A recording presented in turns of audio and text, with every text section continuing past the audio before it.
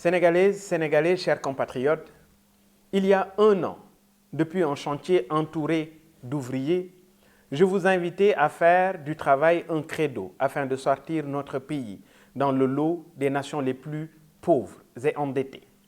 J'entrepris alors d'aller à votre rencontre. De Dakar à Bakel, lu ko dalee Ndar ba Ziguinchor, daw nañu lu tolloog 90 000 kilomètres. Vous nous avez accueillis dans vos maisons, mais surtout dans vos cœurs.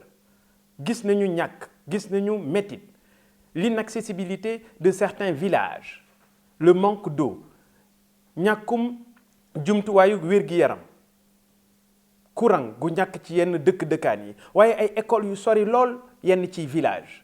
Nous avons vu la dignité, le courage et l'envie de servir votre pays. Les 2150 localités visitées ont conforté ce que j'appréhendais déjà. Le Sénégal de tous n'est pas le Sénégal pour tous. Chers compatriotes, pour un nouveau départ, le Sénégal va choisir son 5e président en 2019. Un président qui doit apporter des réponses adéquates aux problèmes brûlants de l'heure.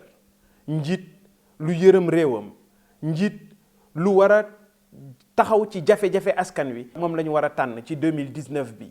Kon pour un nouveau départ, luttons contre la corruption dans notre administration politisée et souvent désertée au profit d'activités politiques. Debout, frères et sœurs, combattons la fuite et le blanchiment des capitaux.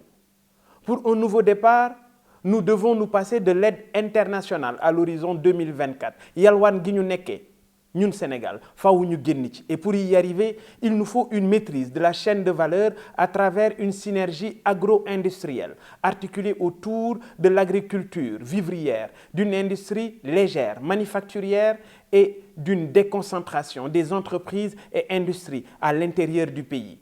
Loolu dong la ñu gëm ne moo mën a tax ndaw ñi am liggéey. Waaye pour ñu yegg ci, il faut une politique d'allègement fiscal graduel. Plus on s'éloignera de Dakar, moins on paiera d'impôts. Pour un nouveau départ, notre objectif est d'implanter une industrie dans chaque commune du Sénégal.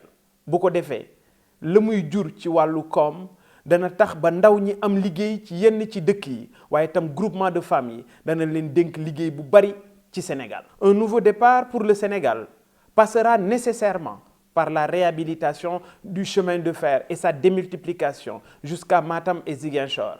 Réew mu amul saxaar, réew mu amul chemin de fer mënta développer.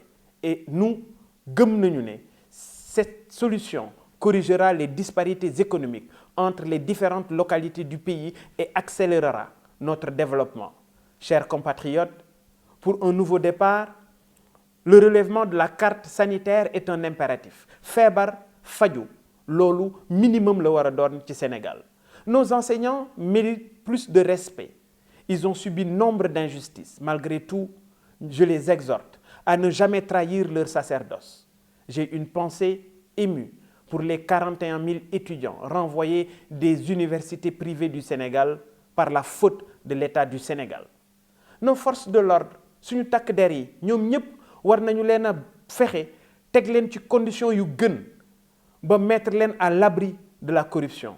Cheikh Anta Diop doon na ko wax laata ñuy développer dëkk nañu xalaat kaaraange gi d'abord.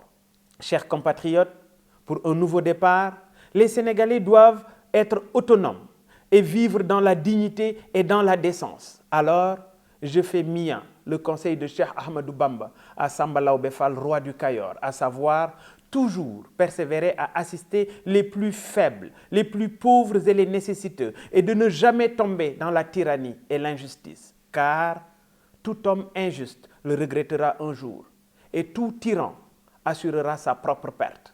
Mes remerciements à mes compagnons qui partagent la philosophie Gëm Sa Bopp depuis le début de l'aventure. Yéen ñi ànd ak man, yéen ñi ànd ci Gëm Sa Bopp, yéen ñi wóolu Gëm Sa Bopp, man awma seen fay. Soyez fiers de vous. Vous avez abattu un travail énorme et ce ne sera pas vain. Maa ngi gërëm suma njaboot nde ñoom ata ngi nii musuma nekk ak ñoom ñaari fan yu dej waaye loolu mooy li ñu war a fay mooy njëg gi ngir génne Sénégal ci guute gi mu nekk. Sénégalaises, Sénégalais, soyez prêts pour le nouveau départ. Bonne et heureuse année 2019. Je vous remercie.